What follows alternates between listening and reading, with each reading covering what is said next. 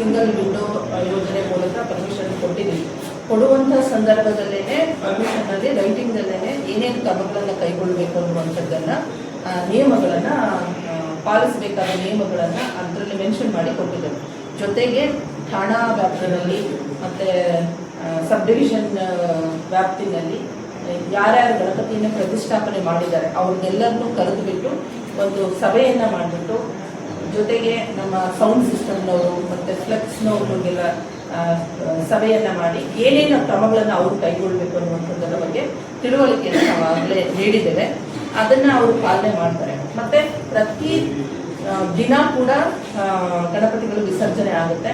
ಆ ಎಲ್ಲ ಗಣಪತಿ ವಿಸರ್ಜನೆಗೂ ಕೂಡ ನಾವು ಬಂದೋಬಸ್ತ್ ಸ್ಕೀಮನ್ನು ರೆಡಿ ಮಾಡಿಕೊಂಡು ಪ್ರತಿ ಗಣಪತಿಗೂ ಕೂಡ ಅಧಿಕಾರಿ ಸಿಬ್ಬಂದಿಗಳು ಮತ್ತು ಮೆರವಣಿಗೆ ಜೊತೆಯಲ್ಲಿ ಇರೋದನ್ನು ನಾವು ಎನ್ಶೋರ್ ಮಾಡಿಕೊಂಡು ಮಾಡ್ತಾ ಇದ್ದೇವೆ. ಯಾವುದೇ ಸಮಸ್ಯೆ ಆಗದಂತೆ ಗಣಪತಿ ಹಬ್ಬವನ್ನು ಮಾಡಲಿಕ್ಕೆ ಪೊಲೀಸರು ಸಿದ್ಧ ಆಗಿದ್ದಾರೆ.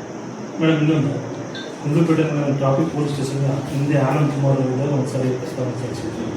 ಯಾಕಂದರೆ ಇಲ್ಲಿ ಇರೋ ಸಿಬ್ಬಂದಿಗಳನ್ನೇ ತುಂಬ ಅವ್ರಿಗೇನಾಗ್ತದೆ, ಪ್ರೆಸರ್ ಜಾಸ್ತಿ ಆಗ್ತಾಯಿದೆ. ಯಾಕಂದರೆ ಇವರು ಟ್ರಾಫಿಕ್ಕು ಕಂಟ್ರೋಲ್ ಮಾಡಬೇಕು ಮತ್ತು ಸ್ಟೇಷನಲ್ಲಿ ಸಿಬ್ಬಂದಿಗಳನ್ನು ಎರಡು ಕಡೆಯೂ ಮೇಂಟೈನ್ ಮಾಡಬೇಕಾಗಿರೋದ್ರಿಂದ ನಮ್ಮ ಇಲ್ಲಿ ಇರೋಂಥ ಸಿಬ್ಬಂದಿಗಳು ತುಂಬ ಏನೋ ಒತ್ತಡದಲ್ಲಿ ಅವರ ಕರ್ತವ್ಯವನ್ನು ಇಲ್ಲಿ ನಿರ್ವಹಿಸಬೇಕಂತ ಪರಿಸ್ಥಿತಿ ನಿರ್ಮಾಣ ಇದೆ. ನಿಮ್ಮ ಅವಧಿಯಲ್ಲಿ ಏನಾದರೂ ಈಗ ಟ್ರಾಫಿಕ್ ಸರ್ಕಾರಕ್ಕೆ ಏನಾದರೂ ಮನವಿ ಮಾಡಿದ್ದಾರೆ ಈ ಥರ ಟ್ರಾಫಿಕ್ ಸಲ್ಲಿಸಿದ್ದೀರ? ಯಾಕಂದರೆ ನಮ್ಮ ಇಲ್ಲಿ ಇರುವಂಥ ಸಿಬ್ಬಂದಿಗಳಿಗೆ ಇದರಿಂದ ಸ್ವಲ್ಪ ನಾವು ನಿರಾಳ ಆಗ್ತಾರೆ. ಹೌದು, ಚಾಮರಾಜನಗರ ಜಿಲ್ಲೆಯಲ್ಲಿ ಏನು ಮಲೆ ಮಹದೇಶ್ವರ ಬೆಟ್ಟದಲ್ಲಿ ಸಚಿವ ಸಂಪುಟ ಸಭೆ ಆಯ್ತಲ್ಲ, ಆ ಸಮಯದಲ್ಲೇ ನಾವು ಗುಂಡ್ಲುಪೇಟೆ ಹಾಗೂ ಕೊಳ್ಳೇಗಾಲ ಪಟ್ಟಣಕ್ಕೆ ಎರಡಕ್ಕೂ ಕೂಡ ಸಂಚಾರ ಪೊಲೀಸ್ ಠಾಣೆಯನ್ನು ಒದಗಿಸ್ಕೊಡ್ಬೇಕು ಅಂತ ಹೇಳ್ಬಿಟ್ಟು ನಾವು ಪ್ರಪೋಸಲನ್ನು ಕಳಿಸಿದ್ದೀವಿ.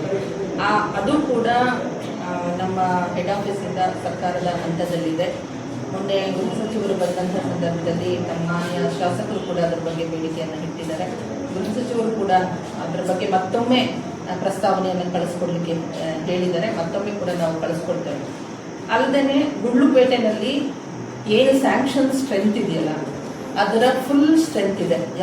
ಒಂದೇ ಒಂದು PC ಆಗಲಿ ಹೆಡ್ ಕಾನ್ಸ್ಟೇಬಲ್ ಆಗಲಿ ಖಾಲಿ ಇಲ್ಲ. ಈಗ ಪೂರ್ತಿ ಅಧಿಕಾರಿಗಳು ಮತ್ತು HCPCಗಳು ಕೂಡ ಸ್ಟ್ರೆಂತ್ ಪೂರ್ತಿ ಇದೆ. ಜೊತೆಗೆ ಯೂಶಲ್ ಆಗಿ ನಾವು ಎಲ್ಲಿ ವೇಕೆನ್ಸಿ ಇರುತ್ತೋ ಅಂಥ ಕಡೆ ನಾವು ಹೋಮ್ ಗಾರ್ಡ್ಸನ್ನು ಕೊಡ್ತೇವೆ ಅಡಿಷನಲ್ ಆಗಿ. ಆದರೆ ಗುಂಡ್ಲುಪೇಟೆನಲ್ಲಿ ಫುಲ್ ಸ್ಟ್ರೆಂತ್ ಇದ್ದರೂ ಸಹ ಅಡಿಷನಲ್ ಆಗಿ ಅವ್ರಿಗೆ ಹೋಮ್ ಗಾರ್ಡ್ಸನ್ನು ಕೂಡ ಕೊಡ್ತಾ ಇದ್ದೀವಿ. ಯಾಕೆ ಅಂತಂದರೆ ಗುಂಡ್ಲುಪೇಟೆ ಈಗ ಬೆಳೀತಾ ಇರುವಂಥ ನಗರ, ಮತ್ತು ಇಲ್ಲಿ ಟ್ರಾಫಿಕ್ಕು ಮತ್ತು ಬೇರೆ ಎಲ್ಲಗಳನ್ನು ಕೂಡ ಗಮನಿಸ್ಕೊಳ್ಬೇಕು ಅನ್ನೋ ಉದ್ದೇಶದಿಂದ ಈಗ ಪ್ರಸ್ತುತ ನಮ್ಮಲ್ಲಿ ಇರ್ತಕ್ಕಂಥ ಎಲ್ಲ ಸೌಲಭ್ಯಗಳನ್ನು ಒದಗಿಸಿ ನಾವು ಅದನ್ನು ನಿಭಾಯಿಸ್ತಾ ಇದ್ದೇವೆ. ಖಂಡಿತವಾಗ್ಲೂ ಕೂಡ ನಮಗೆ ಸಂಚಾರಿ ಪೊಲೀಸ್ ಠಾಣೆಯನ್ನು ಒದಗಿಸ್ಕೊಟ್ರೆ ಇನ್ನೂ ಕೂಡ ಅನುಕೂಲ ಆಗುತ್ತೆ. ಆ ಬಗ್ಗೆ ನಾವು ಪ್ರಸ್ತಾವನೆಯನ್ನು ಕೂಡ ಸಲ್ಲಿಸ್ತೀವಿ. ಈಗ 25ನೇ ಸಾಲಿನಲ್ಲಿ ಚಾಮರಾಜನಗರ ಜಿಲ್ಲೆಯಲ್ಲಿ ಒಟ್ಟು 1190 ಗಣಪತಿ ವಿಗ್ರಹಗಳನ್ನು ಪ್ರತಿಷ್ಠಾಪನೆ ಮಾಡಿದ್ದಾರೆ. ಈ ಹಿನ್ನೆಲೆಯಲ್ಲಿ ಜಿಲ್ಲೆಯಾದ್ಯಂತ ಯಾವುದೇ ಅಹಿತಕರ ಘಟನೆಗಳು ನಡೆಯದ ರೀತಿಯಲ್ಲಿ ಅತ್ಯಂತ ಶಾಂತಿ ಮತ್ತು ಸೌಹಾರ್ದತೆಯಿಂದ ಗಣಪತಿ ಹಬ್ಬ ನಡೆಸಬೇಕು ಅನ್ನೋ ಉದ್ದೇಶದಿಂದ ಚಾಮರಾಜನಗರ ಜಿಲ್ಲಾ ಪೊಲೀಸ್ ವತಿಯಿಂದ ಎಲ್ಲ ಸಿದ್ಧತೆಗಳನ್ನು ಮಾಡಿಕೊಂಡಿದೆ.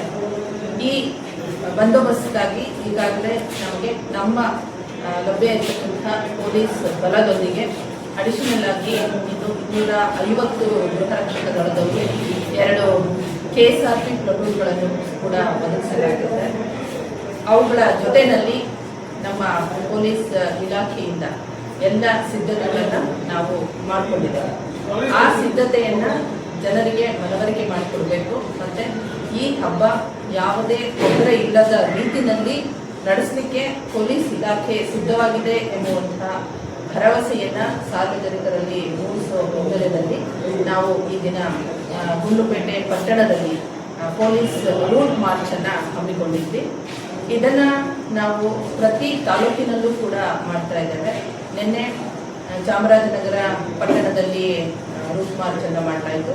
ಈ ದಿನ ಬೆಳಿಗ್ಗೆ ಕೊಳ್ಳೇಗಾಲ ಪಟ್ಟಣದಲ್ಲಿ ರೂಟ್ ಮಾರ್ಚನ್ನು ಮುಗಿಸಿ ಈ ದಿನ ಸಾಯಂಕಾಲ ಗುಂಡ್ಲುಪೇಟೆ ನಗರದಲ್ಲಿ ನಾವು ರೂಟ್ ಮಾರ್ಚನ್ನು ಮಾಡಿದ್ದೇವೆ. ಈ ರೂಟ್ ಮಾರ್ಚಲ್ಲಿ ಗುಂಡ್ಲುಪೇಟೆಯಲ್ಲಿ 30 ಜನ ಅಧಿಕಾರಿಗಳು, 85 ಜನ HCPCಗಳು, KSRP ಇಂದ 34 ಜನ, ಹೋಮ್ ಗಾರ್ಡ್ಸ್ 12 ಜನ ಭಾಗವಹಿಸಿದ್ದಾರೆ. ಅದರ ಜೊತೆಗೆ ನಮ್ಮ ಕಮಾಂಡೋ ಪಡೆ ಕೂಡ ಭಾಗವಹಿಸಿದ್ದು.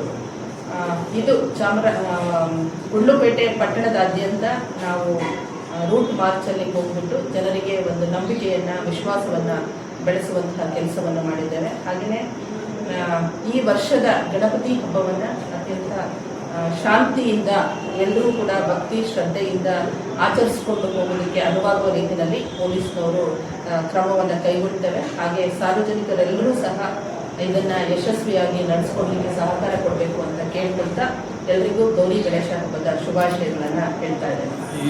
ಡಿಜೆ ಬಗ್ಗೆ ಕೆಲವರಿಗೆ ಗೊಂದಲ ಇದೆ, ಅದ್ರ ಬಗ್ಗೆ ಸ್ಪಷ್ಟನೆ ಕೊಡಿ. ಡಿಜೆಗೆ ಅವಕಾಶ ಇಲ್ಲ.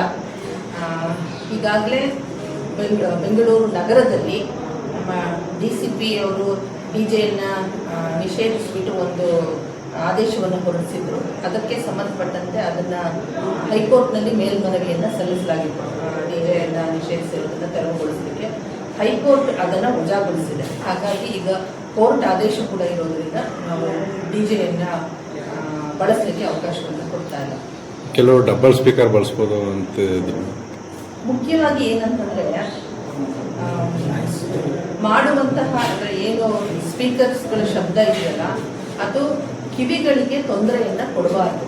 ಈಗ ಮ್ಯಾಕ್ಸಿಮಮ್ ಹ್ಯೂಮನ್ ಇಯರ್ 100 ಡೆಸಿಬಲ್ ಅಷ್ಟು ಸೌಂಡನ್ನು ತರ್ಕೊಳ್ಳೋದಕ್ಕೆ ಸಾಧ್ಯ ಇದೆ. ಅದು ಮ್ಯಾಕ್ಸಿಮಮ್ ಆಯಿತಾ. ನಮ್ಮ ಡಿಜೆಗಳು ಕೆಲವೆಲ್ಲ 100ಕ್ಕಿಂತ ಹೆಚ್ಚು ಡೆಸಿಬಲ್ಸ್ಗಳು ಹೋಗೋದ್ರಿಂದ ಚಿಕ್ಕ ಮಕ್ಕಳು, ಮಹಿಳೆಯರು, ವೃದ್ಧರು ಮತ್ತು ಈವನ್ ಅಲ್ಲಿ ಪ್ರೊಸೆಷನಲ್ಲಿ ಇರ್ತಕ್ಕಂಥ ಯುವಕರಿಗೂ ಸಹ ಅದು ಕಿವಿಗಳ ಮೇಲೆ ದುಷ್ಪರಿಣಾಮ ಬೀರೋ ಸಾಧ್ಯತೆ ಇರೋದರಿಂದ ಅಷ್ಟೊಂದು ಶಬ್ದವನ್ನು ಉಂಟು ಮಾಡ್ತಕ್ಕಂಥ ಡಿಜೆಗಳಿಗೆ ಬದಲಾಗಿ ಆರ್ಡಿನರಿ ಸ್ಪೀಕರ್ಸ್ಗಳನ್ನು ಮತ್ತು ಸಾಂಪ್ರದಾಯಿಕ ವಾದ್ಯಗಳನ್ನು ಬಳಸಿಕೊಂಡು ಗಣಪತಿ ಹಬ್ಬವನ್ನು ಯಶಸ್ವಿಯಾಗಿ ಮಾಡಬೇಕು, ಭಕ್ತಿಯಿಂದ ನಡೆಸ್ಕೊಳ್ಬೇಕು ಅಂತ ಕೇಳ್ಕೊಂಡು.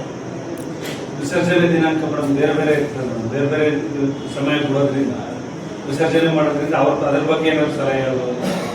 ಈಗಾಗಲೇ ನಾವು